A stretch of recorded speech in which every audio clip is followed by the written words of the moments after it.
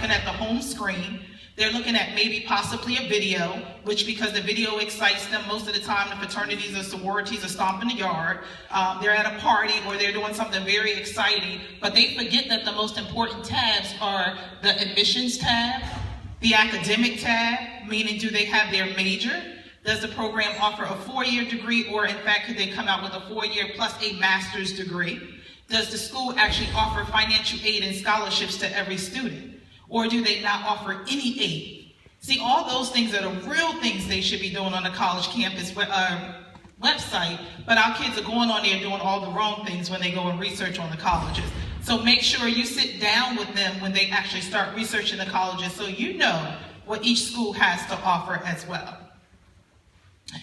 Declaring your major. Some of the students have, probably every student in here, if I said, are you sure of what you want to major in college? Most of them already know. But what I highly recommend you do is run a Google search, and Google is everyone's best friend. So run a Google search and really find out what your major entails. Because a lot of kids believe they want to major in one thing, but it's actually something else. So when they're on a college website, for instance, they might be thinking about forensic science. And they'll go on a website and it does not say forensic science.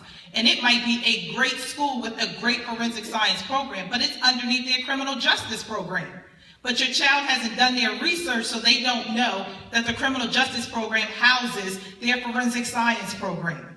Or that they want to do communications, and it's actually under their English program at that college, and journalism and communication falls under English. So we need to make sure our kids actually do research on what actually declaring their major really stands for. Top 50 percentile in scholarships. We need to make sure that our kids, when they're on that website, on the website, it will tell you what the class that came in the year before your child. So that means this year's kids leaving WISE, when they go off to colleges, they set the precedent for your class when you come in the following year. And that means where you will rank and what type of money will be given away in scholarships and grants. So you want to make sure your child is ranking in the 50 percentile. Remember, when they go on a college website, they're looking at the videos, right?